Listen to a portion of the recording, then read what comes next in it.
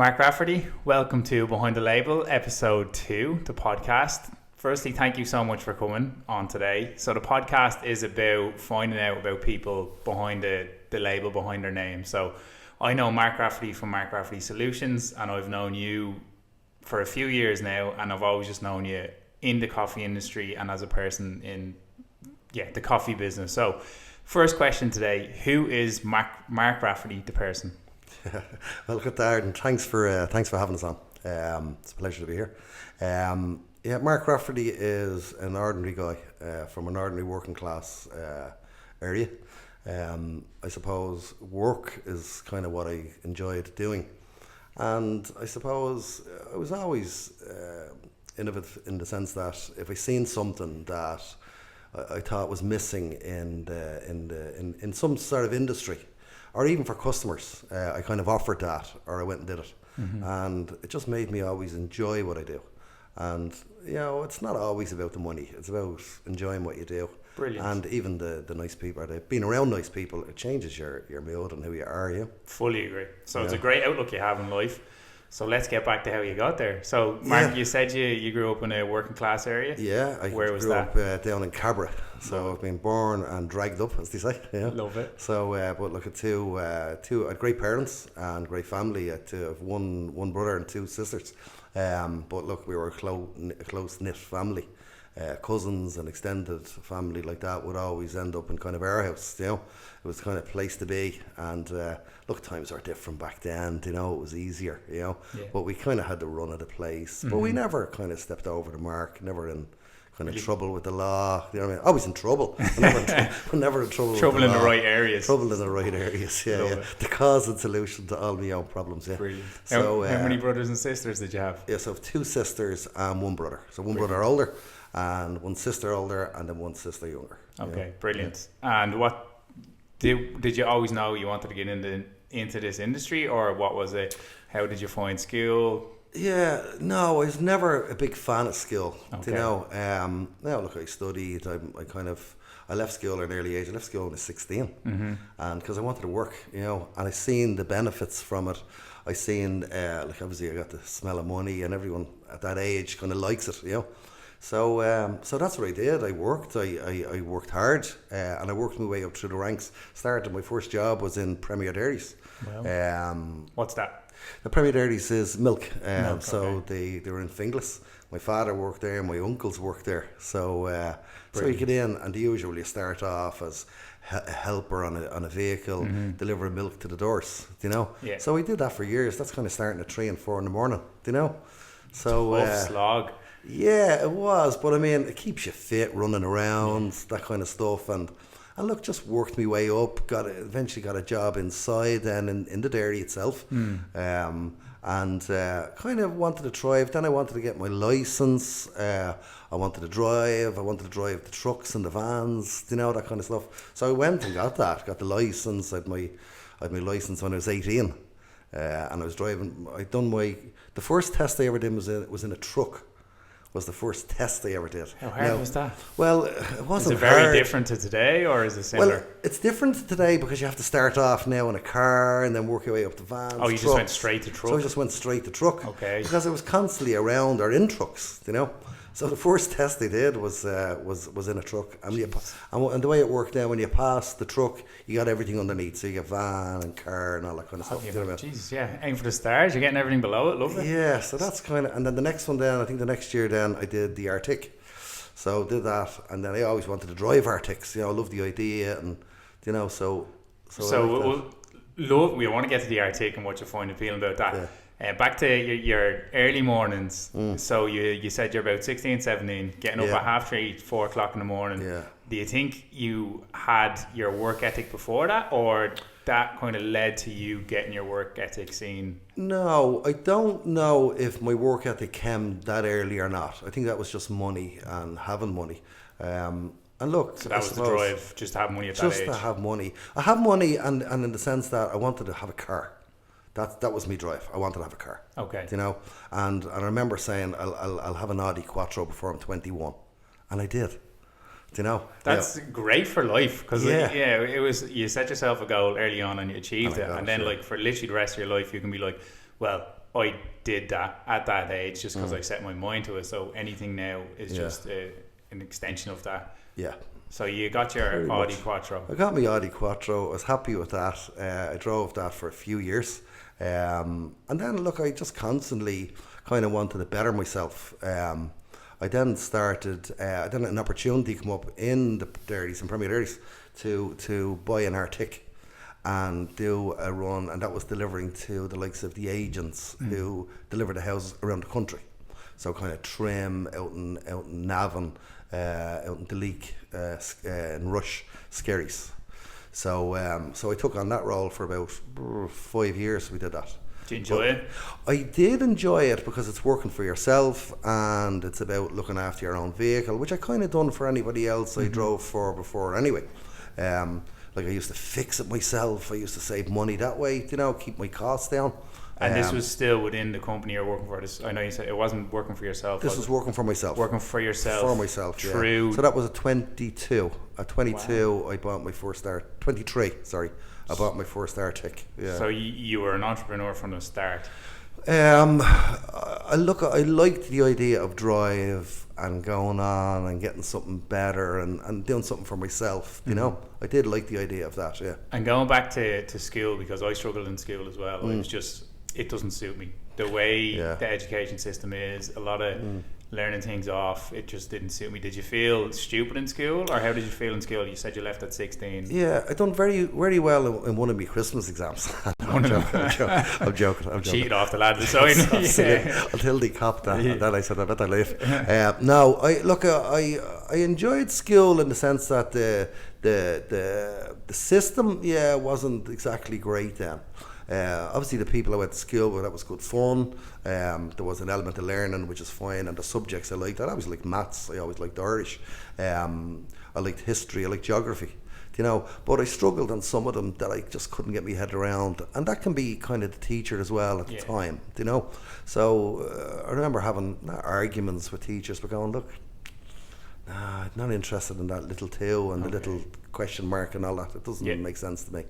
And look, at then going back to my parents and saying, listen, I just don't like it. I don't want to be there. I want to get out. Because of my summers, I suppose when I was 14 and 15, for my summers off, I used to go over to Premier Derrys, and I'd go over, and they used to have kind of summer jobs there where you would pack empty new bottles into crates. That's back when they used to do the glass bottle, and they used to have to take people in for the summer to do that.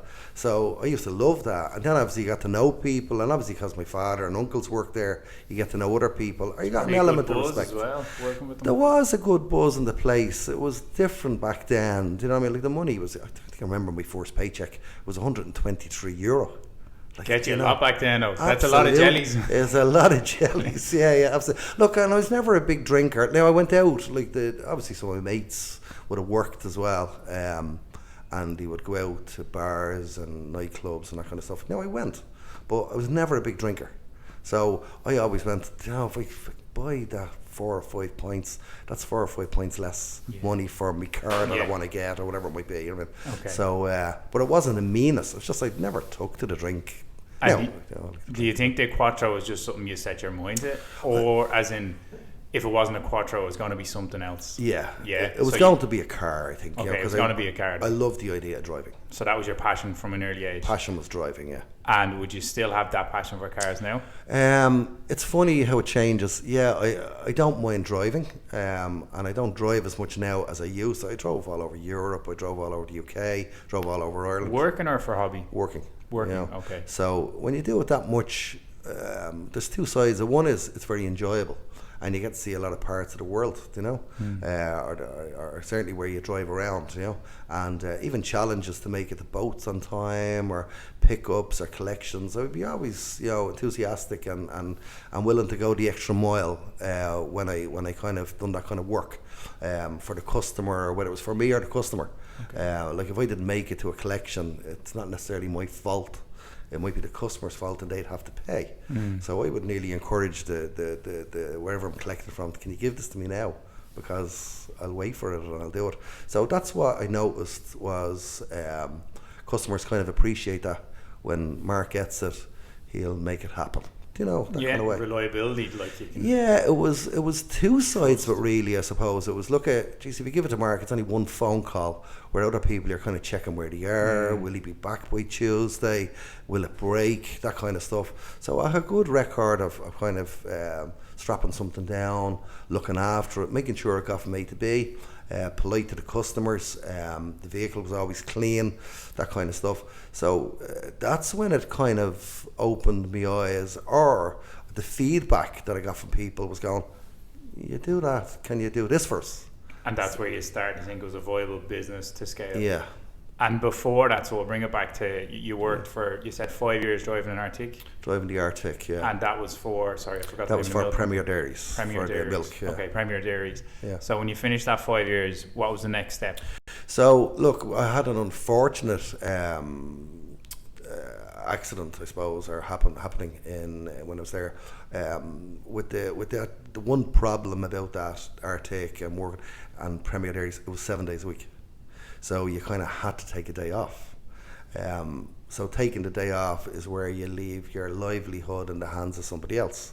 And unfortunately, I actually took a weekend off, and a guy crashed the lorry.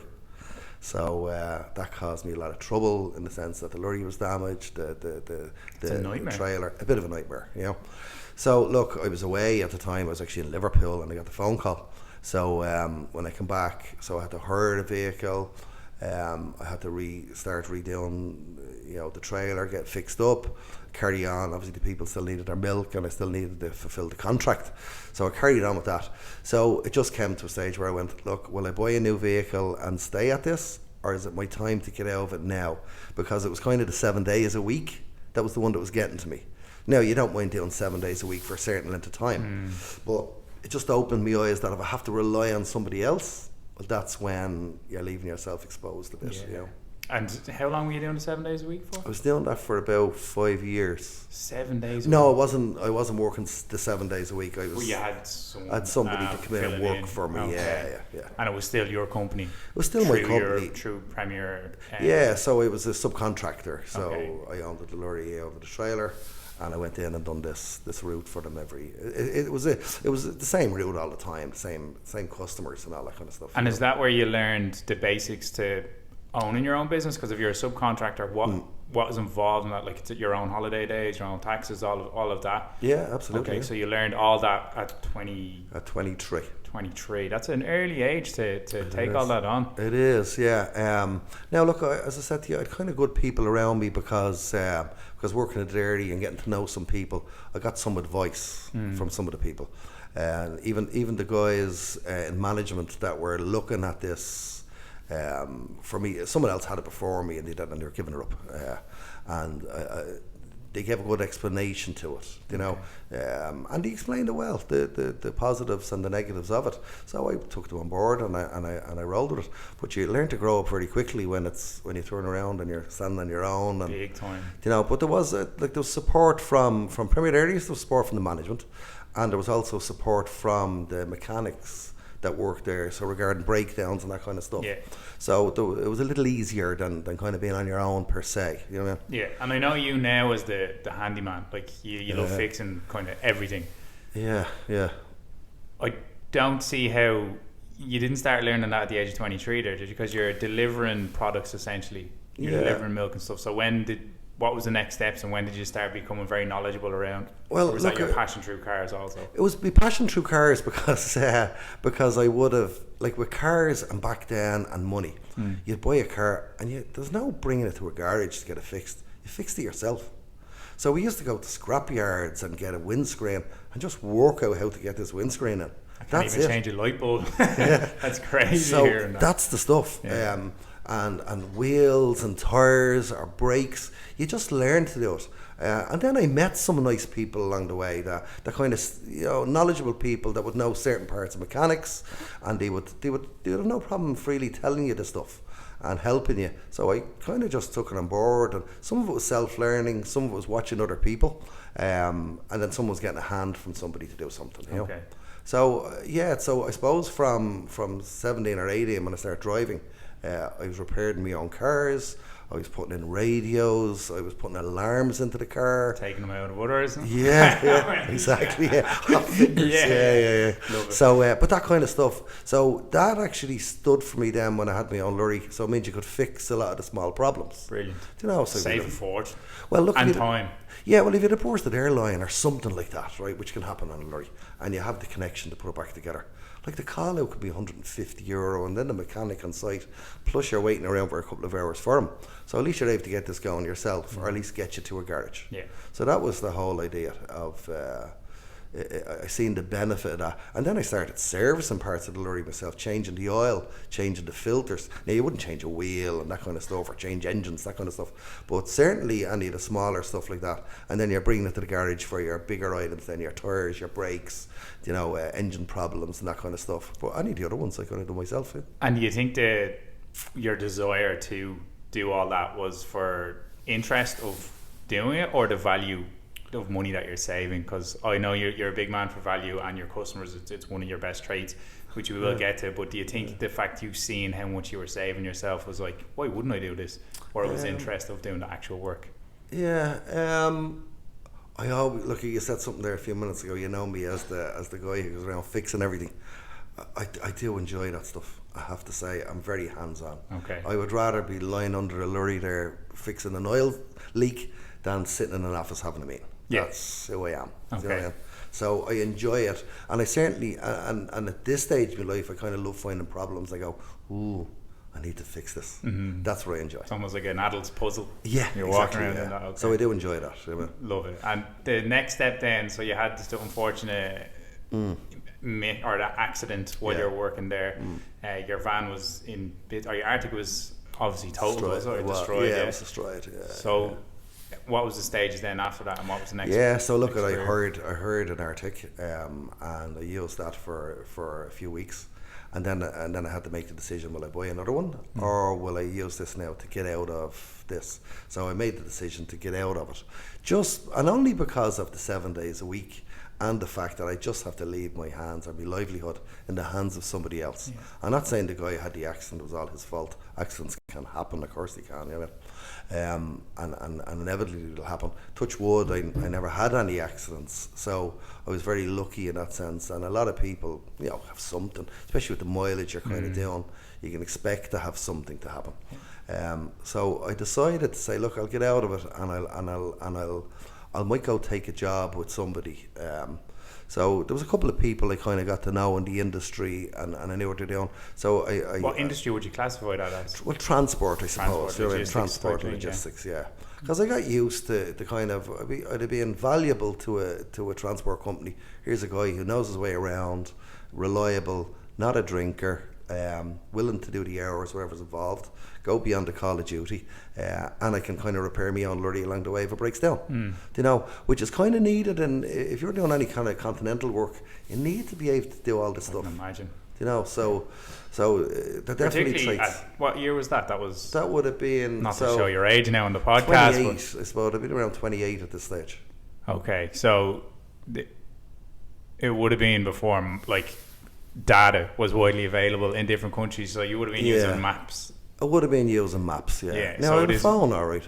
I had a phone, all right. Yeah, but like, as in data, it was only probably the last 10 years that you had it from different European countries. Yeah. So, like, it wouldn't have been a case of now where something goes wrong, you just Google the nearest absolutely auto garage to go to. So that's why it was so valuable. So your CV was pretty impressive. So a logistics company. Yeah, it would have been. So look, I met a guy, had a chat with him who had one lorry, and he was doing a bit of work for a telecom company, delivering some stuff for them, and he wanted to expand. Mm-hmm.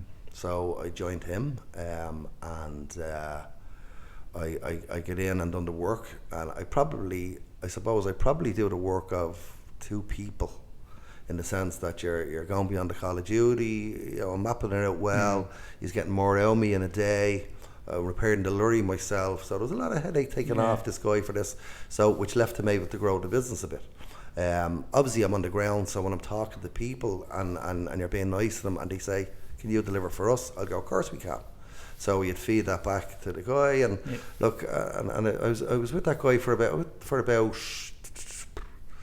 4 or 5 years. And what started off as one lorry ended up with 2 Arctics, 5 lorries, 6 vans, and 2 or 3 caravans. In the space of 5 years? In the space of 5 years. That's 4 or serious 5 growth. years. Yeah. And that was all around Europe?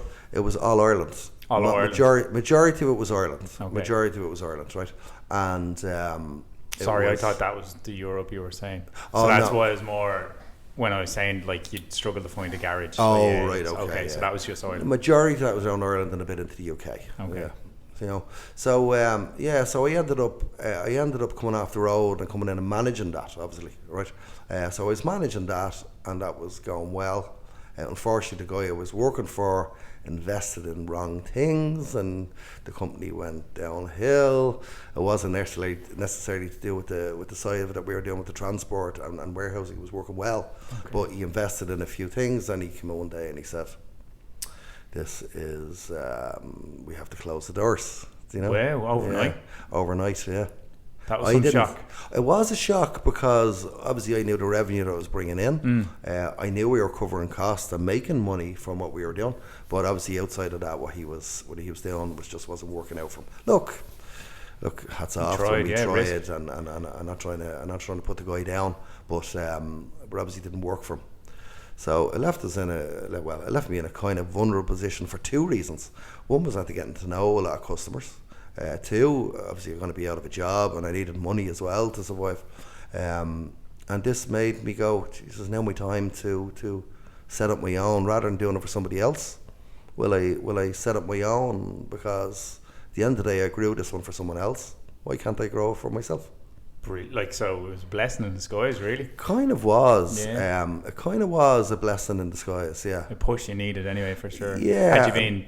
Had it ran across your mind at all before setting up your own thing? It probably had, because, as I said, when the guy was investing and doing his other things, it was on my own. Yeah. And I went, this is not my company. But look, I was getting a wage, so I have to be respectful to him that I'm getting a wage and I'm doing it, you know. Mm-hmm. So it was only when he delivered the news that I went, okay, there's 2 or 3 companies here that I done the work for, that I really like that work. I grew it. They like what I do. They enjoy it. So I decided to go out and buy myself my first lorry, and that was so I know that was 1995.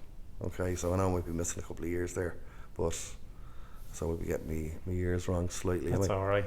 Well, I wouldn't have noticed. I'm bad at maths, don't worry. No, it was not, because I know I bought the lorry in 1995. Okay. All right.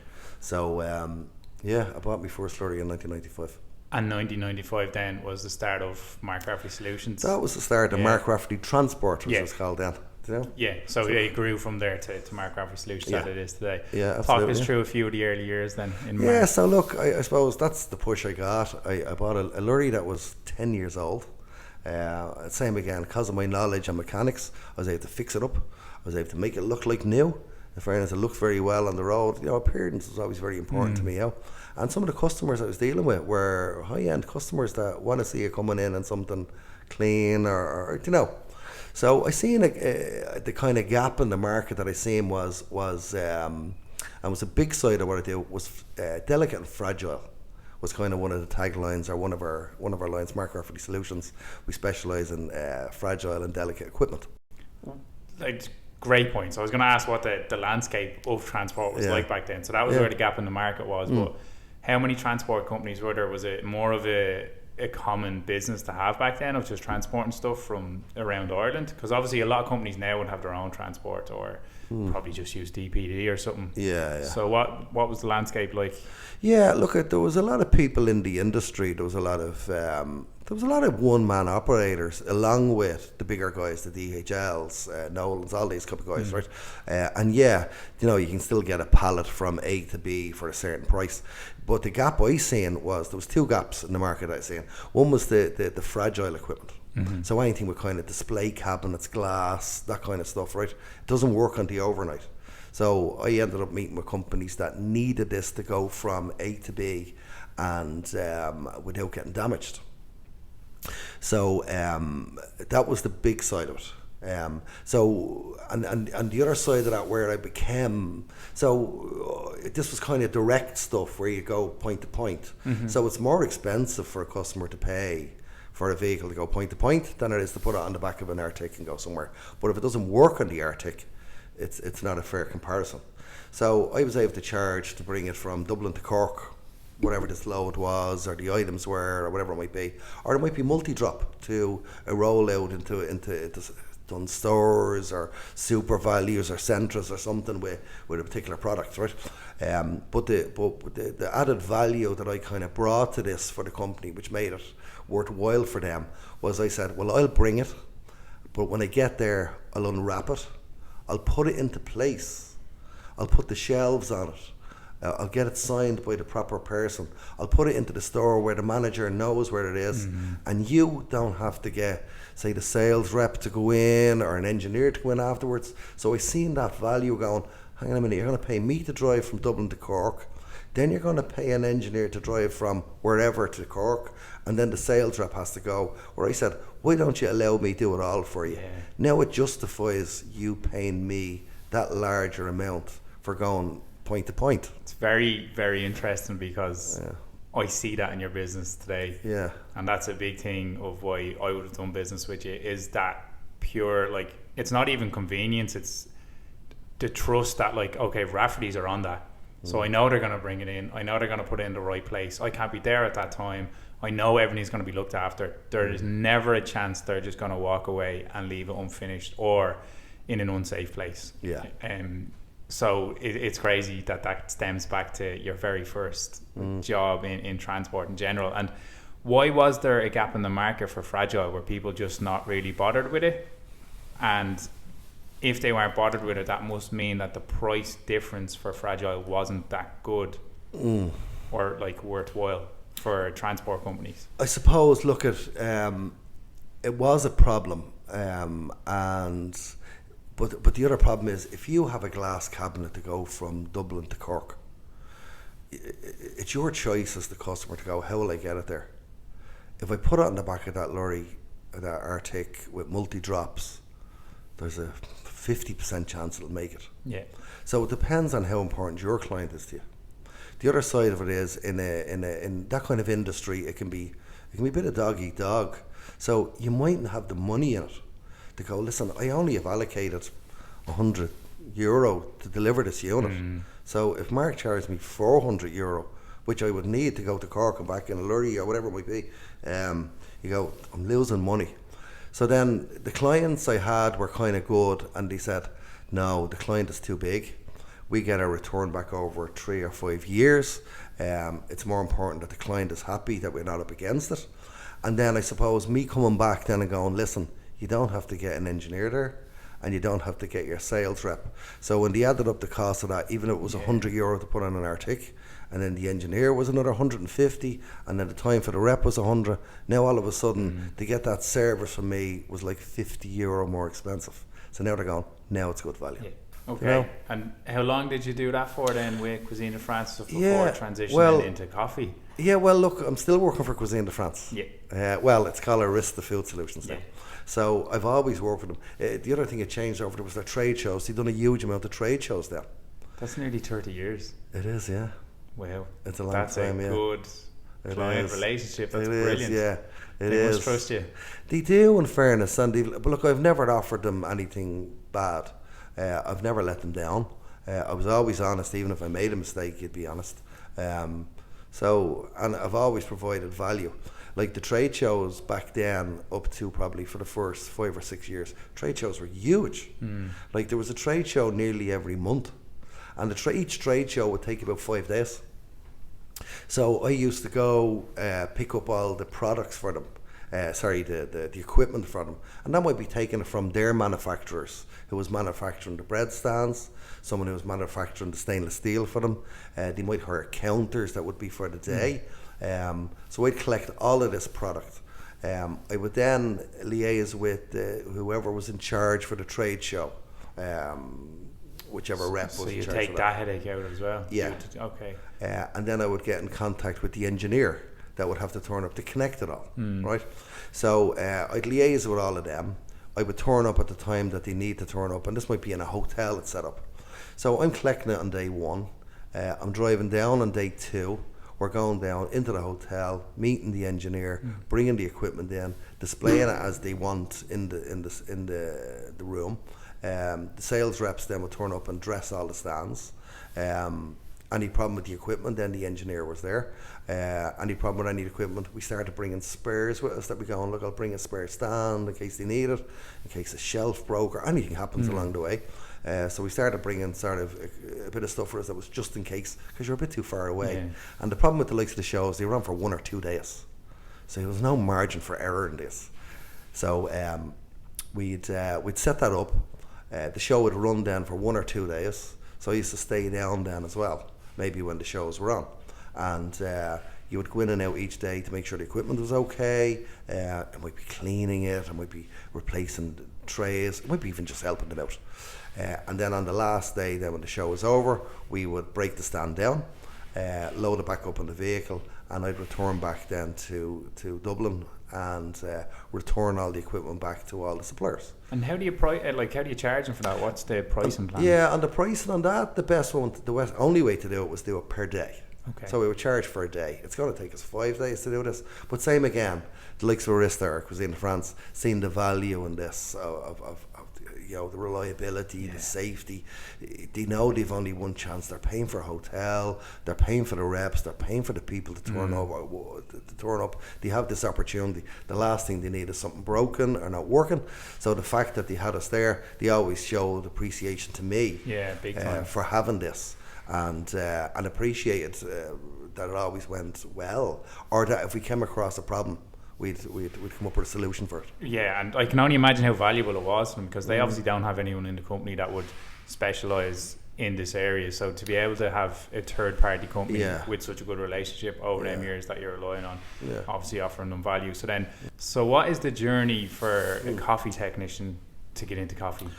Well, I suppose, look, to briefly tell you the changeover was, I always looked for solutions, like the trade shows, like delivering the compactors, to go, I can turn up, I can be the engineer.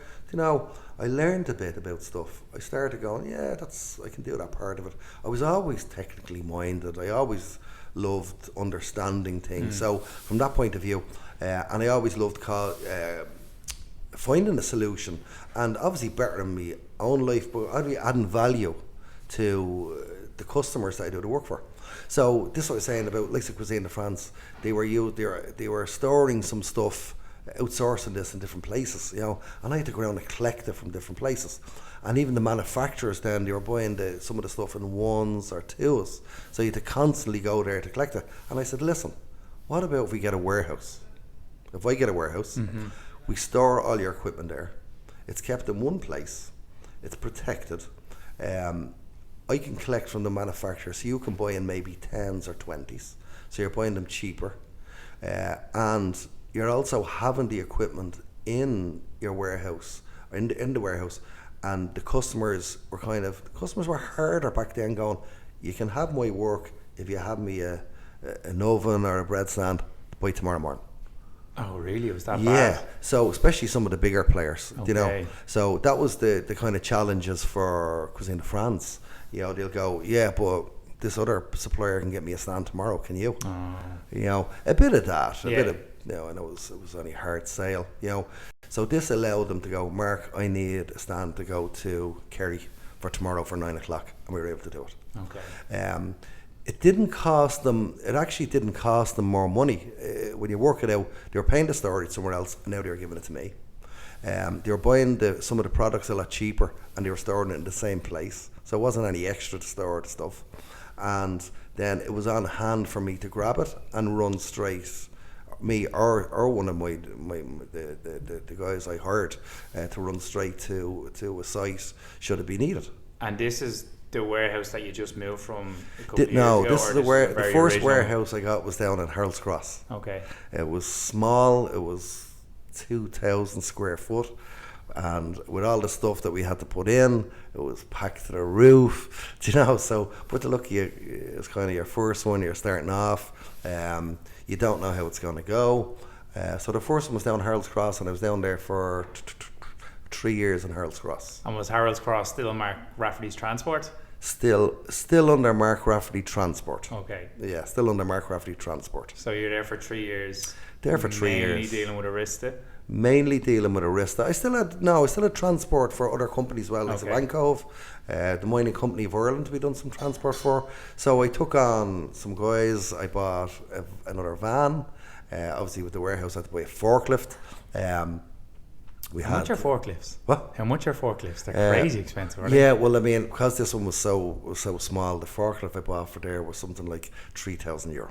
Okay, that's not too bad. No, it's what not. is it now? Like, the one we have here is 110,000. What? Yeah, I know. It's a special forklift, but It is a very special forklift. It is. I did not think they'd be that much money. I knew they'd be expensive, but that's crazy. Yeah, no, look, we didn't buy it, we leased that. Yeah, so okay. and it makes sense, you know. Yeah, geez, I didn't know that. Sorry, Joe, I was just interested because I know they were talking about a forklift in KSG once, and the battery for it alone is 3,000 to keep it going. Yeah, well, look, you can get forklifts, I think anywhere from 5,000 up to 200,000. Okay. The forklift we have here, yeah, I know it's expensive and it costs us a lot every month, but it's a forklift that we can have only one. It works inside in the warehouse. It'll go outside. It also goes down very narrow aisles. Oh, it's class. Yeah. So you can have your aisles. So you can have more warehouse racking. Because of it, and it also goes to a very height, so it's good for that. Gets people on the roof and everything when you need it. People on the roof. Sorry, we went on the tangent there about forklifts, but it's absolutely deadly. So you had your few clients. You're down Harold's Cross for 3 years. Still Mark Rafferty Transport. What was the next warehouse? So the next one then was we were outgrown the warehouse in Harold's Cross. It was very small. I had 5 staff working for me. 6 staff working for me, I should say, sorry. And we're going, geez, we're outgrown this a bit, you know. So it was time to go, look, we better look for a warehouse that's a bit bigger, or the location was better. Even Harold's Cross was hard to get in and out of with kind of trucks and Arctics, you know. So even though it was kind of centre of town, which was grand for some deliveries, but not for going to the country. So I went looking for warehouses. I found one up in Ballykill. Premier Business Park. It was 5,000 square foot warehouse. So over double. Wow. Yeah. 5,000 square foot. Yeah, 5,000 square foot. So we made a deal and we took that warehouse, and we moved everything from Harold's Cross up to there. Obviously, being so big, we had to put in new racking. We had to get desks. There was office in this. Serious investment. There was a big investment in this one, you know. So, but look, I had great people working for me. They kind of had the same attitude as myself.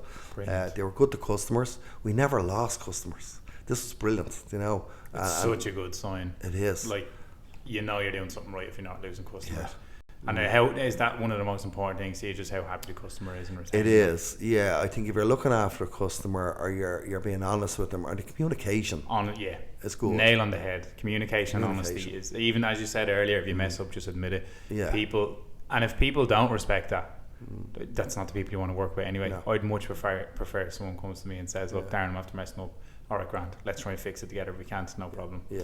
So you went to the 5,000 square foot. Went to the 5,000 square foot. Was there coffee in the sites now, is there? Or no, there's still no coffees at this stage. Coffee? Still no coffee at this stage. But I was kind of, I took on another 2 people, obviously with offices for phones, to help, someone to look after the staff. Obviously, one of the guys who was driving for me was very good. He came in looking after and then organising the transport and warehousing. So that's the same journey you went on when you first got into it, before the company went bankrupt. That's the same journey you went on. It then led me on to being able to grow the business, along with every guy that was working for us as a sales guy, because they'd come back and tell me, hey, they're very happy with us, and they ask me to do more, and I'd go see them, and the other guy would go see them, and we talk to them and see what we could do for them. So we went down with the same approach as I did with Cuisine de France, and offering these companies, listen, here's what I can do for you. And some of them jumped on it and went, yes, can you please take all our products over there? And because we were doing all our transport, so they said, will you just store them all there, and then we'll email you saying deliver that one to. And was this kind of first to market type business that would do this? I don't know if it was first to market, but it was certainly because of the reputation and the relationship I had with the customers that they went, it doesn't matter what you give to Mark Rafferty Transport to get it done. And like that, we never said yes to something if we couldn't do it. Because sometimes a strong no is better than a weak yes, you know. So if it suited our business, we kind of took it on and done it, you know. And if I took it on, I looked at it, I looked at the logistics or the system I can place. I said it to the lads, and they believe in it too. And once you have your staff believing in what you're doing, they will do it as well the same way. Yeah, and they need to believe in it, as you said, to be a good sales rep for the company as well. Yeah.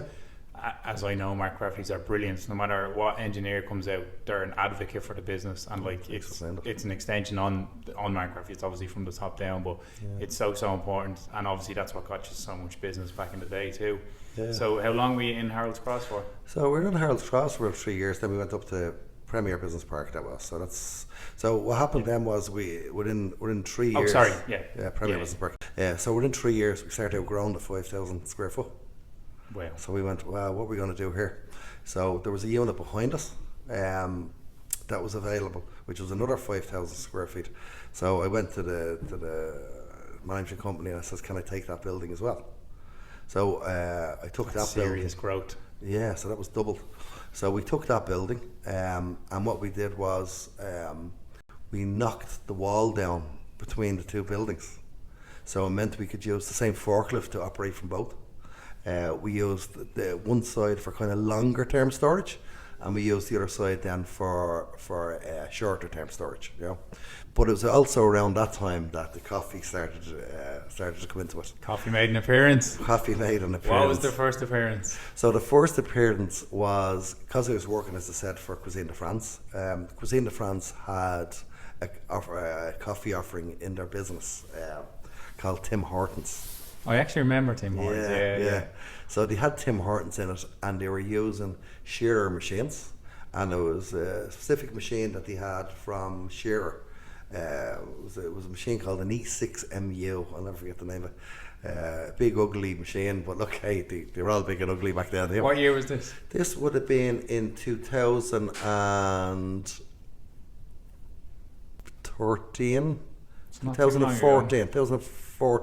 2014, you know.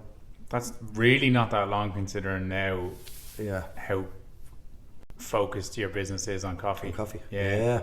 So look, Marco were the ones that were doing these machines for Cuisine de France for the Tim Hortons sites. Marco's were doing Shearers? Marco were doing Shearer coffee machines, yeah. Wow. So Marco took on that to do for Tim Hortons and Cuisine de France. And after a year or two of Marco doing it, it wasn't suiting them and they wanted to get out of it, to be honest with you. They realised it wasn't the area that they wanted to get down, it wasn't the plan for the company, so they wanted to kind of stop. Fair play to them for stopping. Yeah, absolutely. Absolutely, yeah. So I would have known Joe and Shane and even the engineers, because I'd be meeting them, because I'd be delivering the machines or the coffee counters for Tim Hortons, and I knew that there was a Tim Hortons crew. There was the guys from Canada that would come over, so I kind of knew them all, you know. And with going out to sites, you get to see the machines, how they work, what happens, and because I'm nosy or have an interest in it, I'd call it. I'd be going, when you open that screw, what's in behind there? Let's see that first, you know. So I got to understand. You just want to learn. You just want to learn. That's all. Yeah, you know. I don't accept when someone tells me, why is that there? Because I don't accept that. That frustrates me. I don't. Why do we do that? Because we've always done it. Yeah, I know.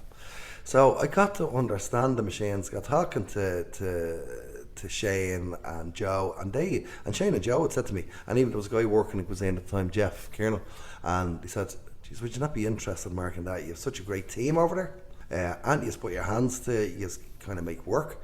Is that something? So I actually took my own time then to go, I'm going to focus on this for a while to see if I can. So you kind of separated yourself from myself, the transport company? Yeah, well, because I had the guys in now that was running, that was going well, you know. I explained to him, going, look, this is an opportunity for us to go into a bit of a different direction. Will I take the time out and go and understand this? So in fairness to Marco, we're very open with explaining everything, showing everything. Obviously with my contacts in dealing with Cuisine de France for, as you said, for 30 years, I'd no problem with talking to people and seeing what's happening in the industry, what they think of the machines, what are the sites like. So I was able to get me hands on all that information, which was great, you know. Big time. Well done for diversifying also, because obviously it's such a big change. It is, yeah. But no better man, curious, wants to learn, good contacts. Was it a no-brainer? No, it was a scary leap because, look, at the time, don't forget, I was doing their ovens and all that kind of stuff. So I was dealing with all the engineers that done the ovens. So the engineers that done their ovens, their trade shows and that kind of stuff, they were all involved. And Cuisine were very good to me and very good to work for. Now, I know they got good value from me, but they were very good to me as well. Like, geez, I wouldn't be here if they didn't like what I was doing, or the support from them, and you know, and the loyalty. So so when I took it on, I spoke to the engineers that worked for Cuisine on the ovens.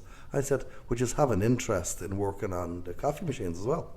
And there's one or two of the guys that were very, very good at what they do, and a great interest in, like, when you're in it, and these are engineers. I know I call them oven engineers, but they're engineers, you know. So one or two of the guys there come on with me to look at this and going, yeah, we could manage this. Here's what we could do. So they're helping us. So between the help from Marco, the people I know in Arista, the engineers, and myself, what I'd understand, I got my head around. Because it was only one machine, it was easier, you know. Good point, actually. It was very easy to try and understand. And how many machines would it have been of that one machine? I think at one point they had about 180 machines in Ireland. Yeah. All across the island of Ireland? Across the island of Ireland. Now, it might have been, some sites might have had 2 or 3. Yeah, so it wouldn't have been 180 sites, you know. But it's about 100. Yeah. But the big problem with, so Marco done it for about, I'm going to say Marco done it for about 4 or 5 years, okay, in total. So the problem that I had when we took it over is the machines were starting to get tired, and technology was changing. So this, when you think of this is kind of coming into 14. So it would have been 2017, around 2017. Technology was changing. Like the Frankie machines were better, the thermoplan machines, the black and whites were better than this machine that they had for the Tim Hortons. I'm not saying Shearer was a bad brand. I was just about to ask, what was the support like from Shearer? Yeah, look at, I wasn't overly happy with the support from Shearer. 180 machines is a lot for one client, for them not to give the support. Yeah, I'm not saying they didn't give us any, but look at, you know how I operate in MRS, right? For me, it's not about the money. It's about the people I deal with. It's about being appreciated for what you do. It's about them appreciating us and us appreciating them. And when you get all that right, it's a lovely place to work. It's just enjoyable. And if you do your sums right, your maths right, and what you're doing, you're offering the client good value, and you're making money, or you're making a margin on it. It's a win-win. It is a win-win. I'm not a ruthless businessman. I never was, and I never will be. I just believe in trying to provide best value that I can out there.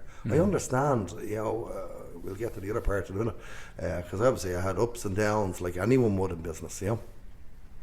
So I went over to Shearer and looked at, they were looking at putting in the Shearer Coffee Art, would have been the next machine to come in for Tim Hortons into their estate to replace this silver box that we had. What was the name again? Couple of letters. Yeah. So we put out a couple of these the Coffee Arts into it, and with the problems they were having, all that kind of stuff, it wasn't. I just wasn't convinced on the machine. Like the brewer was plastic, the front of it was very plastic. Would that have been common for the industry back then? It probably wasn't uncommon, you know, but... What a way to answer. Yeah. Was that common? It wasn't uncommon. It wasn't uncommon, but I suppose if you look at what the Frankies had and what the Thermoplans had, you go, yeah, there's a different system there, and I like that. why can't they put that into this or take parts? And I know there's all various different ways.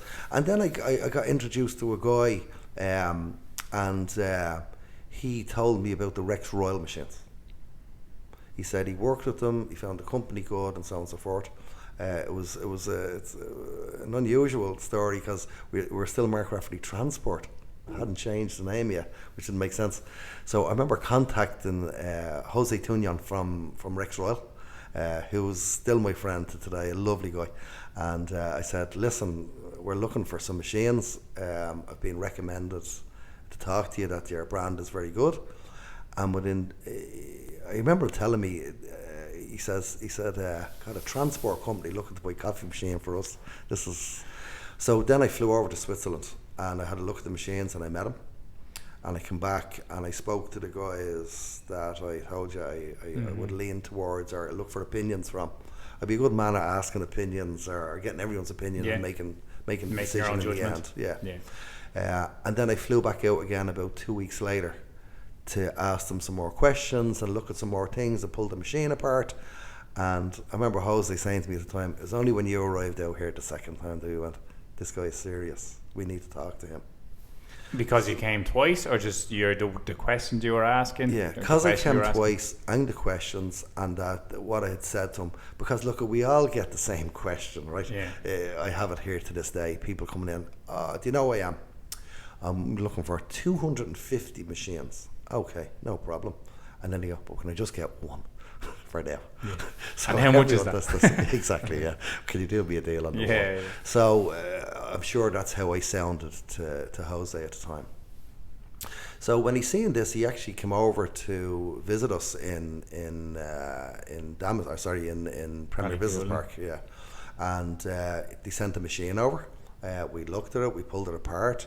The engineers looked at me, I looked at it. I love that now, so I'm here at night, at midnight, looking at a machine, making milk with it, ringing the guys in Switzerland going, can you do anything about this part here? It seems going to cause me a problem here. So that's when I found out that working with Rex Royal was the way to go. Okay. This is like true.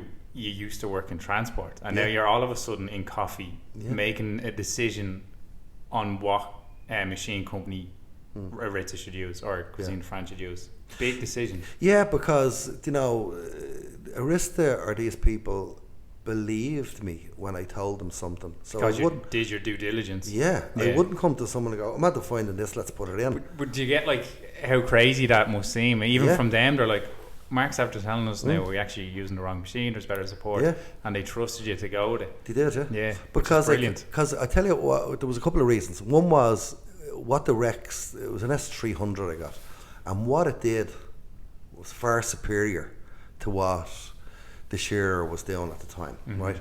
And also then I could pick up the phone to the owner of this company, Peter Sarger, and talk to him going, hey Peter, I'm looking for this, hang on a minute Mark, can we be able to do this? And very helpful. Okay, take out the restrictor, change it. Okay, I'm going to send you over a part, put it in where that valve is. I'm going to send you a software, update the software. So what was unheard of was I had Tim Hortons cups on the screen, their cups on the screen. The alternative milk, or sorry, not the alternative milks, the milks, we had the milk set up that I could do full fat milk. And that was kind of hard in the industry. It was kind of blocking, or we had that working. Oh yeah. We had the temperatures sorted out on the machine. Were Rex Royal in Ireland before this? They were in a smaller way. They were in Ireland, so they were heard of. There was about 2 companies here using them, and so I would have been aware of them here, but their presence wouldn't have been as big, So we had to get the machine approved by Tim Hortons because this E6MU was approved by Tim Hortons. So Tim Hortons came over. They had, and at the time then, obviously... came over to Switzerland? No, came over to Ireland. Okay. They came over to Ireland, and as fair playing ground, Cuisine de France themselves got in a Frankie machine. They got in a Thermoplan machine. They had the Shearer Coffee Art, and we were there with the Rex Royal machine. So yes, they were taking my opinion, but they were still doing their homework, which is correct. So everyone was there from Arista that would make the decisions, and Tim Hortons were there to try it. And the way we set up the machine, the kind of things I seen, and this is what you're saying about me finding something in the industry. Some of the people that were coming in to set up the machines come in, plugged them in, and walked away. Yeah. Right? And they left it up to whoever to put in your beans and whatever you're doing. Other people were turning up, and I'm not saying their attention to detail wasn't there. I noticed that they weren't calibrating it to the right. What do you want from this? I'm looking for a strong coffee, or I'm looking for 15 grams, 18 grams, 14 grams. It doesn't matter. So we looked at this to go, okay, you're looking for 14 grams, a bit light for Ireland. But don't forget, coffee was only coming in as well. It wasn't the biggest thing. And milk temperature and foam and that kind of stuff. So in Ireland back then, people wanted their coffee the same as tea, very hot. So some of the machines struggled to get the temperature up to that. So this is the conversations that I have with Rex. Okay, can we make the bypass water come in a bit more?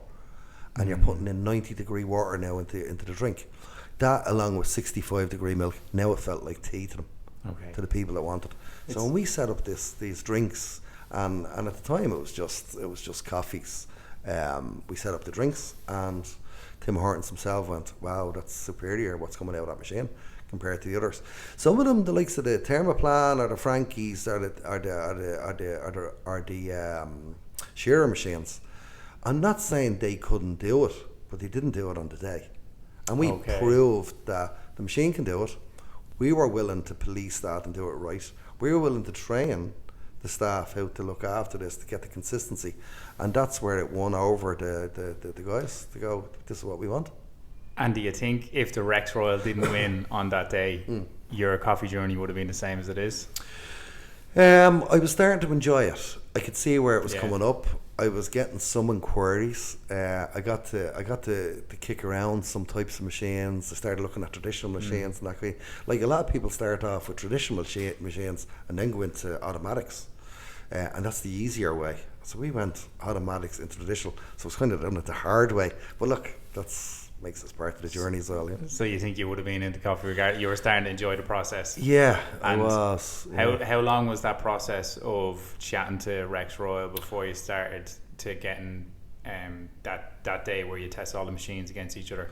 2014 and 2015 was a fantastic year. We sold 120 machines, or we put 120 machines into Tim Hortons estate.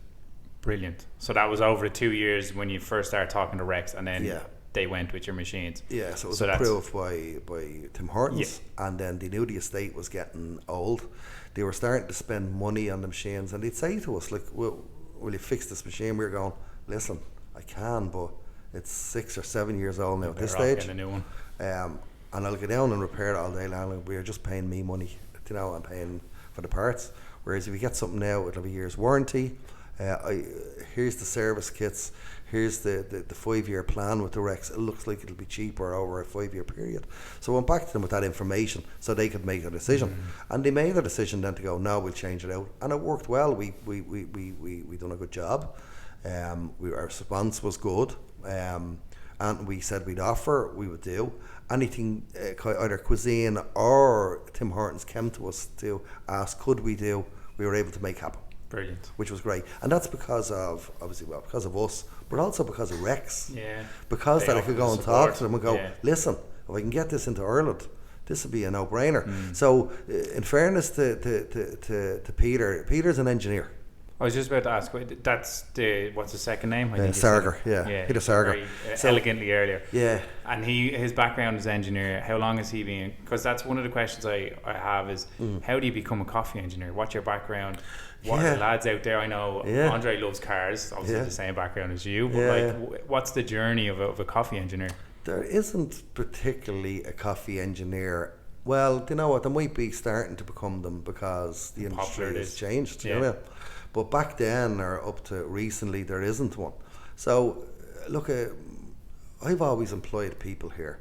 If they have a good attitude, if they're willing to understand the journey that the company's on, if they want to grow with the company, have an interest to it, they're not clock watchers, they're genuine, have an interest in it. Well then, once they have that, they can learn anything. So we took on various people along the way, and a lot of people would love the diversity. Going, I'm not doing the same thing every day. It's something different. The 2015 is when you sold that many machines. Did you make an extension of Mark Rafferty or Mark Rafferty Transport to Mark Rafferty Solutions? Yes. That's when it was. Around 2014 we changed over to Mark Rafferty Solutions. And that was because of the coffee extension. Yeah, the transport didn't suit what we were doing. Yeah, of course. Because we were doing diversifying in a couple of different ways. And interestingly enough, but from the sounds of everything you've talked about, solution was always your goal. You were always trying to just solve people's problem in a way that saved them money and obviously made you money in return, but also like a win-win. And then even when you're talking about the coffee machines there, you were saying about the hot water issue. You were trying to solve a problem for a customer. It's not like you loved coffee and you're like, I want coffee to be this temperature. It was, the customer has a problem that I want to solve, which is probably exactly why obviously you're in the industry you're in and I'm in the part I'm in, because we're passionate about the same industry because of two different aspects. So the 2015 was when you built the extension. What happened from there? So look at unfortunately there was a conflict for Tim Hortons with Cuisine de France, because Tim Hortons kind of, their biggest side of their business is obviously donuts and their patisseries that they have like that, and Cuisine de France had the same. So I can't tell you the exact reason, I'm only kind of half guessing here. So they parted ways and the Tim Hortons left Ireland. Cuisine de France then acquired Starbucks SBC brand. So we were involved in changing all the Tim Horton brand that was in the stores over to SBC, which is Seattle's Best Coffee. Unfortunately, that was a serious operation, I'd say, wasn't it? It was a serious operation, and it was done over a period, which was okay. But the other problem was that the machines that they wanted in the SBC, they wanted to have chocolate on them, and obviously with the Tim Hortons one, they didn't have chocolate dispensers. So same again, we come up with a solution for them. The machines that were kind of 4 or 5 year old, they would replace. The machines that had the high mileage on it, they would replace and put in the MCTI, which is the milk, coffee, tea and instant powder, right? And take out the MCTIs, right? The ones that had lower mileage on it or fresher, we converted them. We brought them back and converted them to be able to take instant. So that reduced their bill by a lot by converting machines, and they were able to run for another 2 to 3 or 4 years. And then the new ones then would carry on. What was involved in converting them? Converting them was taking out the top plate and putting in a plate that has an extra 2 holes that would accept another 2 containers on the front. Also, then there's a unit and a motor that goes inside. And was this something that was readily available, or was this with a lot of help from Rex Royal that were able to do this? It was available from Rex Royal because they offered an MC and MCTI that kind of stuff. So we just put a list of parts together. Can you send us over these parts, and we need them by 10. Yeah. They would send them over to us. We'd take in the machines. Well, we had the machine there, then we would fully service it, whatever needs to be done, descale boilers, that kind of stuff, which is a great way of learning things, and this is where I love. So when you're stripping a machine down to zero and totally rebuilding it, you know every inch of it then, and it just means you become very good. And same if you're sticking to one brand, you become very good at that brand, you know. So it gave us a chance to understand, you can add in an extra valve here. The wording looms were kind of the same for MCTs and MCTIs, so we didn't have to reword. The screens were kind of the same, and you could convert the machine with software from an MCT to an MCTI. So and then with technology change, and they were having, like, we were able to put Seattle's Best Coffee in the glass panels on the front, which nobody had at the time. We were able to put the offers on the screen, so when you select a drink, revolutionary. So that was all coming out. So we kept kind of trying to roll them with the times. And the one thing Cuisine or Seattle's Best liked about it was that wherever the technology changed, we tried to keep up with it for them. to offer that into their estate to make them kind of unique, or that they had trendy.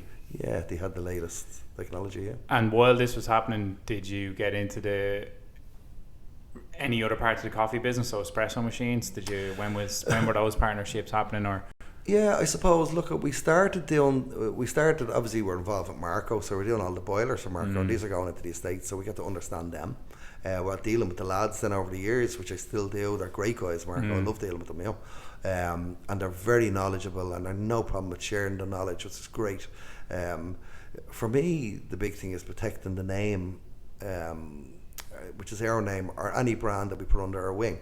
So that's very important to us. So we were offered, like you were saying about the share stuff, I didn't want to put my name to it. I'm not saying I would have never, but I didn't want to. I didn't believe. I have to believe in something. They didn't share the same values. Yeah. And I seen the passion with Rex, family-run company, a bit like yourselves. And when you deal with them people, you're kind of recognised. I don't want, as I said to you, it's never about the money for me. It's about appreciation, enjoyment. The staff are happy. Even our staff believing in the product. They're not bad-mouthing it. All that kind of stuff. So then we started bringing in some traditional machines, having a look at them. What was the first traditional machine you brought? The first traditional machine I brought in was called BFC. It stands for Big Friendly Coffee Machine. Love it. So we brought them in, Italian machine. I've used a couple. I've used a couple. Yeah. They're very good. Yeah, look, I brought them in. I went to see them in Milan, a host, and I liked the company. I liked what they said. I liked the look of the machines. I liked the idea if the brand wasn't heard of, and this is something that we could potentially grow in Ireland. Do you know? So we bought 10 of them. I think I brought them in. As usual, we put them in our own showroom. We tried, test them, kicked them around the place, put them out in a couple of sites that we knew. Can you try these out and give us a feedback on it? But then we found that BFC, the social media side of it, the marketing side of it, or the help side of it, wasn't kind of there. So can you change this? No, you can't change that. Okay. And was that a lesson for you in terms of, do you have more strict rules about when you go for a machine company? Is there more things you look out for, different questions you know to ask? Yes. Yeah. Well, look, I realise how important that is, because I know the calibre of people I deal with. I know what the people deserve or want, and I know what the people expect from me. So, look, I like the answer. The answer is yes. Now, what's the problem? And I like to be able to offer it. If it's out there and it's available and it can be done, we'll do it. And that's what we've done over the years. So I need to be working with the companies that will allow this happen. And I don't mean to do anything illegal. I mean to go, look, they just need a bypass valve, or they just need hot water or cold water or whatever it might be. And we've always looked for that solution and tried to find it. So I need to work with people that will go, yeah, this is getting trendy, or this is what's happening, or this is what this other machine brand is doing. So we need to do it to keep up with them. So we kind of found, now as much as I kind of liked the BFC machines, I did like them. I thought they were reliable. I thought they looked well. They were consistent. Repairing them, getting the parts, all that kind of stuff. Our engineers kind of liked them as well. So they were kind of made well, or use the proper parts in them, know, that they would use across the board in most coffee machines. But yeah, I just thought the support wasn't there to grow the brand. So look, we decided to. This was pretty. Well, it was the first traditional machine you tried to bring in, the espresso machine. It was the first traditional machine I brought in, but then when I started obviously dealing with some roasters, they had their ideas of what they wanted. But my point was going to be, it's good that it was the first, because you weren't really known, or you weren't really selling any for it to damage your brand early on. Whereas I feel like now, if you were to go for a machine that end up didn't working out, or they weren't as supportive as you'd hope, and then you had to change, it might frustrate people. Yeah, well look, the industry is a bit funny that people have their own opinions on machines and brands, right? La Marzocco, for example, so I do La Marzocco, as you know. We're at an hour and 10, by the way. I'm sure you're gonna edit it anyway. Yeah, I actually wasn't, no. I was so La Marzocco and Victoria Arduino are two machines that we do. We have roasters who will go, I want this. I want this. So, La Marzocco, yeah, I understand why people want it. I do understand it, right? Victoria Arduino, I know why people want that as well. So we decided, but the problem I have is if I dilute it too much, I'll have to carry too many parts. It means I'm good at all the machines rather than being brilliant at them all. Good point. Yeah. What is involved in partnering with an espresso machine company and getting their parts in and making sure that you can service and sell the machines? A huge amount involved in that. Well, a huge amount involved for Mark Rafferty Solutions. I'm not saying there's a huge amount involved with every company, but I have to go and meet the people. I have to understand the machine. I have to pull it apart. I have to get the spare parts. I have to see about the reliability. I have to talk to people in the industry, see what they think if they ever use them. I have to put it out on trial to see how, put it money where its mouth is. I have to kick it around. I have to look at the valves that they have, and I have to look at how the ease of access to it is. I have to look at the running costs of that over 3 or 5 years. I have to see how readily available the parts are and how quick we can get them in, and the costing of same. I always revert back to vehicles. I go, it's great buying that Mercedes, it's great buying that Renault, it's great buying that Opel, but that's buying it's the easiest part. How long will it last? How reliable will it be? How much will it cost to run or maintain over the 3 or 5 years? And what will it be worth when you sell it in the end? Yeah. And that's how I've looked at it in my own business. So that's something I definitely wasn't aware of, because obviously chatting these over the years of being like, oh, why can't you service this machine? It's like, well, we can't have to carry the parts for every machine, otherwise you'd be thousands, the warehouse, the amount of your space you need, money you have to invest. It's not only that.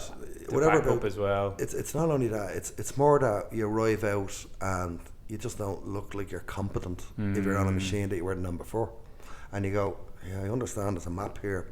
And the other side of it is, if I arrive out to a machine that you currently have and we open it and it's given whatever problem and we address that problem, while we're there we can look at it and go, that one there is going to give a problem now soon.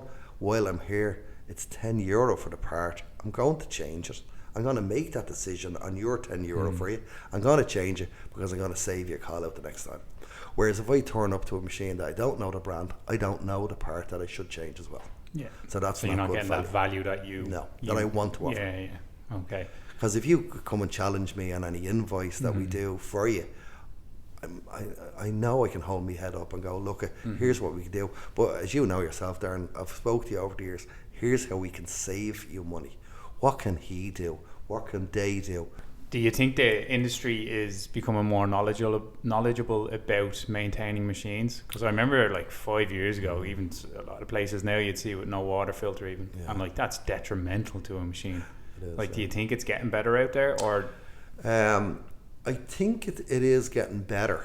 But the problem you have, it's like everything is, as the economy changes, people go, I won't service it this year, I'll save the few quid, and that's where the damage happens. Okay. Also you have, if you're dealing with companies and they're going, yeah, I want to get that service, and I know it's 5 or 6 or 800 quid, but I don't know if the contract is up now in 3 months, I'll wait. And then the contract is renewed, and it depends on where that is. 3 months of heavy use of an exposed filter is very detrimental to a machine, and that's the problem. Yeah. So look, I get it that some people's hands are tied.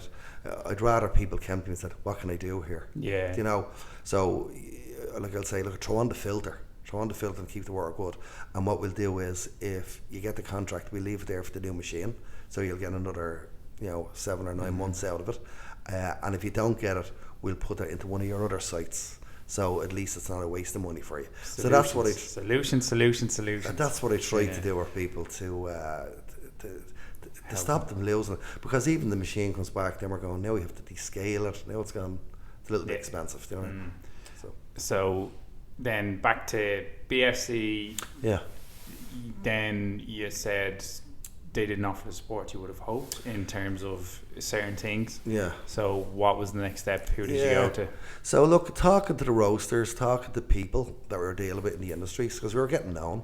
There's a couple of decent, I think they're decent roasters in the industry, and Ireland is small, and even talking to other engineers or that, a brand came available, or that we should have a look at, that has a good name in the industry.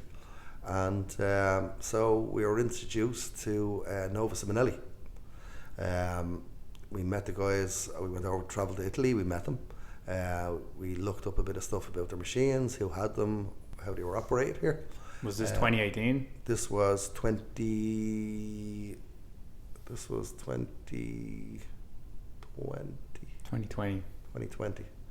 2020, yeah. So we went over and had a look at the machines. We liked the setup. They were a big operation. The brand seemed to be well known. People liked them. The machines looked good. There was a lot of technology in them. There was a few options. There was entry level, up to medium, up to high. So it looked like it was ticking a lot of boxes for us.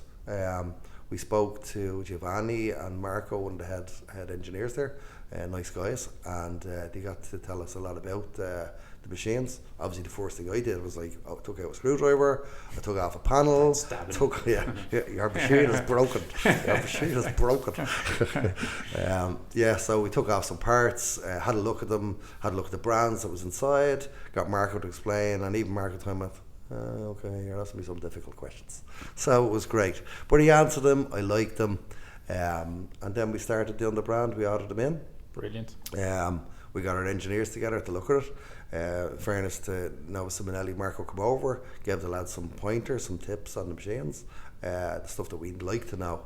We love to know what's the weak point. That's I don't, for me it's not that. It's what's the weak point, what breaks on it, what parts do I need to carry, do you know? What will it give to a customer that they have under the counter they can change themselves, keep the costs down. That's it's only as good as its weakest part. Absolutely. Okay, yeah. so you built a partnership with Simonelli then since 2020. Built a partner with Simonelli, which also led into us doing some stuff on the Victoria Arduino stuff. There was a couple of people in Ireland doing Victoria Arduino, and I was getting a bit of a bad name in Ireland. So there was a couple of sites that we got involved in. I'd rather not mention their names, but I wasn't going to ask you to. Yeah, I know. But no, you wouldn't have. Yeah, but it was just they were having problems with the machine. It wasn't good. I asked them, "Look, will you give me a chance to look at it and restore your faith in it?" They went, "The best of luck, but you won't restore my faith." So I took two machines in particular. I remember I stripped it down to zero, rebuilt it, put it back in. 6 months later, I had to ring one of them and go, "Have you still in the coffee business?" "We are, but we just don't need you because the machine is working well." Amazing. Which was great. That's was a great side of it. Saving the brand standards. I saved the brand there in one site. Another site just were too burnt too much and just went, no, we're going away from that, and they went to La Marzocco afterwards. So the brand itself probably got bad press in Ireland for various reasons.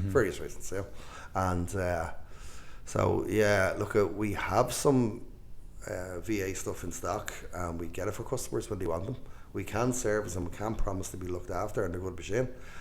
Some people just won't. Some roasters are going, no, we have La Marzocco, we have Nova Simonelli, we have whatever other brands they want to use, and they do it. If a roaster comes to us and they ask us to do a brand that we don't do, we don't service it, unfortunately, because we can't dilute it anymore. You know what I mean? So Mark Rafferty's, you're working with La Marzocco, Simonelli, Rex Royal. What is the split as well now of transport versus coffee solutions? Yeah, transport is nearly obsolete now. Is it? Well, it's not obsolete. That's wrong. It's certainly not. But the split's very heavily on coffee. Its split is heavy. So would you consider your business a coffee business? Yes. Yeah. I would now at this stage. Yeah. Since what year? Do you have a year in mind? Probably around 2020. Okay. That's probably when. And look, we were just welcomed into the industry. You were needed. Needed maybe as a word, yeah. But we seen, like I told you, the start of the transport. We seen a gap in the market. People were saying, "Look, your man's not coming up on time, or without a machine for a couple of days. The machine they recommended doesn't seem to work. It's costing us money." And this is why even with we introduced the BWT filters, which was unbelievable help in some of the sites that were the water is so bad. Do you know what I mean? And with the support that we had from BWT, was brilliant for cost saving for people on machines. Yeah. I know a filter is, people see it as a cost. It is a cost, I get it, but it's so detrimental to the machine. Break it down per coffee. It's nothing. It's not, but it's still a big bill to hand out every year. Or there's some sites have to change it 2 or 3 times a year where the water's so hard in their area, which is just unfortunate where they are, you know. They shouldn't live there. It's their own fault. Ew, that's what I say. Ew. So how much do you love the coffee industry? I love the coffee industry. Well, I love a lot about it. I didn't like a lot about it because when you're coming into the industry, it's hard to be accepted. I found that. People go, who's he coming in here thinking he can tell us what coffee is? But look, and I get that. I understand. But our engineers don't go out and just look for, there's brown water coming out of your machine now, it must be fixed. Our engineers calibrate it to what the roaster does. And the roasters and the people we deal with now that appreciate us see the benefit of that they don't have to turn up afterwards. They just say to us, pump my recipe into that machine, will you, please? Thank you. And they have the confidence that we do it. And that's why you're saying, or not, sorry, so that's the acceptance of you into the coffee industry has a lot to do with the quality of your work. I think so. Look, we're no conflict either. We'll never, if someone says to us, well, what coffee, as engineers, what coffee do you think is the best? What's that one? Oh, that's the best one we've had. So that's all we say. You know, we won't cause any hassle to roasters. And same again, we believe we're good value to the roasters because we'll treat the customer like our own. So they don't have to worry about getting a phone call and throwing out all your beans because your engineer's bad. You shouldn't hear that from us. I'm a big advocate for everything you just said in terms of what you do. But we're the front people there. You know, we're the people that we probably see them more, and they're getting bills. So it's trying to explain it. It's understanding it. We get that wrong too sometimes. You know, we didn't explain it right, or we didn't ask the right questions. And look, we're constantly looking at ways to improve that. And we've new systems coming in place. We've new people, new procedures coming in, because we're constantly looking at to strive to be better at what we do. As you know, I think I was telling you, we're doing 5 events next year. So this is all same again around people understanding who Mark Rafferty Solutions are and why are we here and what do we want to offer. So that's plans for growing Mark Rafferty's then is your events for next year. Have you got anything else in mind or anything you want to say? Look, I suppose having what I believe is a very good understanding of the coffee industry now. You get to see what's kind of needed in it, what's wanted, and as well as that, what will suit our business, you know, and what we can and can't do. You don't have busy fools. You don't have 100 people running all over Ireland. So, and look, I want to. Obviously, I opened a coffee shop myself in 2020. Bacon Brew, Cabra, get down to it. Beautiful place, lovely cakes, great coffee. Thanks very much. So we opened that in 2020, and that was to put my money where my mouth was. And it was also for me to see what it was like for the cafe side of it. You know, with the staff, with the machine on site, what people will ask for, how the machines will perform, speed, consistency, technology, all that kind of stuff. So I feel it's great that I can see it from a couple of different sides, you know. So very important. Well, I believe it is, because now when we're making suggestions to someone, the real suggestions, it's not going, ooh, I make the most money from that one, so please pick that one. We don't want to make the money. We just want you to buy a machine, be the right one for you, it works, and that you'll come back to us in 3 or 5 years and buy another one because the service is so good and your running costs were good. Brilliant. Yeah. I love it. So the events for next year, I'm kind of very excited about this. I love innovation and I love thinking, but to be honest with you, this is brought around by meeting people. I don't just wake up and go, "Whoa, I have an idea." It's talking to people in this, talking to yourself. Do you know what I mean? I see how you approach people. I see how you talk to people. I see the passion you have for coffee. You know. Thank you. And for me, if I'm doing something for someone that's interested in it, nice, putting the effort in, hands on, then I'm there to do that as well. That's what I like. Do you know what I mean? Big time. And fair play, because the community, I think, needs a bit of love. And so like the events next year should be good. They'll be in your warehouse. They'll be in our premises here. So there's going to be a couple of events. The first one is going to be in March. All dates have to be firmed TBC. TBC, yeah. The first one is going to be actually about water and filters.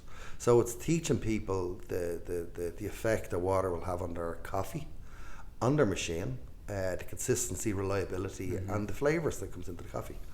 We will have experts over from BWT as well. With their Formula 1 car? I wish. Maybe not. Maybe not now. No, not this time. Not this now. one. No, maybe if everybody gets on the Mark Rafferty Solutions and buys buys more filters at me, maybe they'll send me one. No, but look, we same with BWT, the training they give us on the water, the understanding of water changing, the different anomalies in water, the different areas in Ireland, even though it's a small island, about someone that's on a weir that changes over, someone working off a well. There's so many anomalies in the water, and people come back to us, you recommended that filter, but my machine has a scale in it. Yeah, look at it. It's about giving them the explanation of this and the understanding of it. And even them from to stick it in their budget a year to change their filter once or twice. So it's about them just understand the filter and getting good value and a good quality filter onto their machine. And even to do that, we're going to be offering people to go show them how to change the filter themselves. Save money. Here's what you do. Yeah. So you don't need an engineer. All you have to pay for is the filter, maybe the postage of the filter to get out to you. Your engineer's time is better spent elsewhere. Absolutely. Yeah. And same again, that's money that the customer shouldn't have to pay, and maybe it'll encourage them to change the filters on time when they see the damages that it causes over the course of it. So that's the first event next year. That's going to be the first event. Now we're going to have some good events. It's coming in and looking at the latest technologies. So what's new in the market and letting people see what they are. Us giving our opinions on them because people are scared of new things. They're going, I don't want to buy that because it's technology, it's not right yet. So we'll hopefully by when people come in, we'll be able to kicking it around, giving people our opinions on it, telling them the pros and even understanding what people want it for. So to say, that's not suited to what you have, this one is more suited to you and this is why. So giving people the explanation. Showing people even on the traditional machines, like, can you change the seals yourself? Can you take off the baskets yourself and clean them? 100%. And it's so important because I'd say we're in a bubble, particularly working with decent, very good roasters. The baristas that generally sell their coffee are pretty good, so you take for granted that baristas know how to change seals, but I guarantee 90% of baristas don't know how to change seals. So it's a very beneficial and cool thing to offer, particularly like if you were to get in coffee trainers from, I don't know, chains of cafes, or like what came to my head there was even butlers. You get them in their head of coffees to see these things. There's massive value, massive savings to be had for so many companies that have lots of shops. So looking forward to that. So the whole theme of it from next year is going to be saving money or fine and keeping your machine kind of working correctly. Brilliant. Keeping your costs down. Communication to say, here's what it's doing now, here's the mileage that's on it, before we spend money on it, what we do, and we go, no, it'll definitely another couple of years there, spend that money, it's worth your while, or the brand, or what you paid for that. No, don't spend any more money on that, buy one of these, you have a year's warranty. So all that kind of stuff, about giving people the right answers. So for me, it's never about what I'll make out of it. Me selling someone a machine or repairing it 3 times, I'll probably make more money repairing it 3 times for them than I will in selling a machine. It's not what I like. It's wherever's going to be best value, and it's being open and transparent and showing the people of that. We have a new tagline. I like it. You know what I mean? Hit us. Hit us. So MRS, the beating heart of coffee. Beautiful. I think we should leave it there at your tagline then. No problem. We've been chatting for 90 minutes, so a lot of good content in there. No need to apologise. Absolute pleasure. Thank you so much. Do you want to shout out to anyone, or do you want to say any last thing? Well look, I'd just like to say thanks to all the guys who have supported us over the years and believed in us and trusted us. Sorry to all the people we got it wrong. Nobody. Nobody. Please don't relate to that. And look at MRS is only because of the staff. The staff are brilliant. They really are. They're the beating heart of Emirates. They believe in the ideas, suggestions they come up with, and without them we wouldn't be here. Amazing. And I'm a massive advocate. I only have nice things to say about MRS. Thank you very much. And so obviously I'll say this because you're beside me, but you are genuinely brilliant, and it was a breath of fresh air when we started to use you, because as you have just said for the past while, you're all about solutions and adding value, and that's all I see when we use you. So it's been a joy to work with you. Thank you very much for coming on for the last 90 minutes. Appreciate you. Take care.